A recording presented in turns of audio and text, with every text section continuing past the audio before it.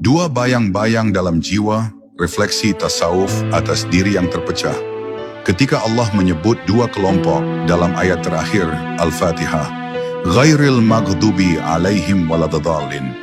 Banyak yang menyangka bahwa itu hanya tentang mereka. Seolah ayat itu menunjuk pada kaum luar, umat terdahulu, atau para penentang kebenaran.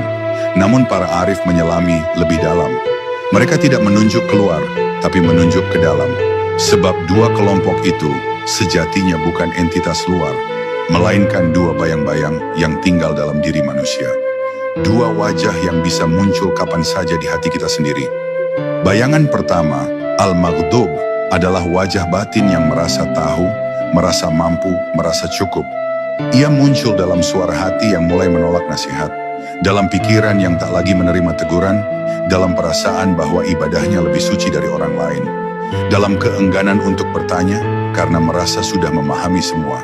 Itulah bisikan murka saat ilmu menjelma menjadi dinding, bukan jendela. Ia tidak hanya membuat kita keras terhadap orang lain, tapi juga terhadap Allah. Ruh kehilangan kelembutan dan mulai berubah menjadi batu yang diam-diam merasa paling dekat dengan cahaya. Sementara bayangan kedua, Ad-Dallin, tak kalah liciknya. Ia bersembunyi dalam kelembutan, dalam rasa cinta yang tak terbingkai, dalam harapan spiritual yang mengambang tanpa peta. Ia menyelinap melalui pengalaman-pengalaman ruhani yang indah, namun tak tertuntun. Muncul dalam keinginan mengejar mimpi, ilham, suara-suara hati, tapi tanpa akar pada syariat dan bimbingan guru. Akibatnya, seseorang mulai lebih percaya pada penglihatan batinnya daripada pada hikmah Al-Quran atau adab para ulama. Inilah kesesatan yang manis, cinta yang melenceng, keyakinan yang menyimpang, dan betapa sering dua wajah ini hidup bersamaan dalam satu jiwa.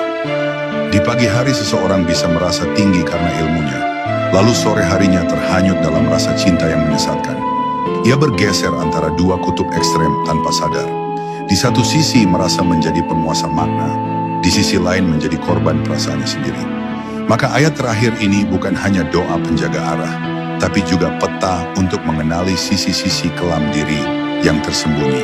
Para sufi memahami bahwa tugas seorang salik bukan hanya berjalan ke depan, tapi juga membersihkan dua sisi dalam dirinya. Sisi keras kepala dan sisi mudah terseret. Ini sebabnya, suluk bukan sekadar praktik zikir dan wirid, tapi juga latihan kejujuran terhadap batin. Karena dua bayangan ini tak bisa dibunuh dengan hafalan, melainkan dengan penyucian ruh yang terus-menerus, melalui muhasabah, riyadhah, dan istighfar yang dalam. Syekh Ahmad Zarruq pernah berkata, setiap manusia memiliki dua musuh dalam dirinya, ego yang merasa tahu dan nafsu yang mengaku cinta. Ungkapan ini seolah menafsirkan langsung ayat terakhir Al-Fatihah, karena murka itu turun pada ego yang merasa benar, dan kesesatan itu menimpa nafsu yang mengira ia sudah mencintai Tuhan, padahal ia hanya mencintai dirinya sendiri yang sedang merasa suci. Maka siapapun yang jujur akan tahu bahwa kedua bayang-bayang ini tinggal bersama dalam satu tubuh. Ketika ayat ini dibaca dalam sholat, sebenarnya kita sedang memanggil Allah untuk menyelamatkan kita dari dua sisi kegelapan batin. Kita meminta agar tidak menjadi pribadi yang keras meski merasa alim, dan tidak pula menjadi lembut yang tersesat tanpa arah. Kita memohon agar Allah membersihkan dua wajah dalam diri, agar hanya satu wajah yang tinggal, wajah kehambaan yang jujur, lembut, dan siap dibimbing. Inilah hakikat dari makna terdalam ayat ini.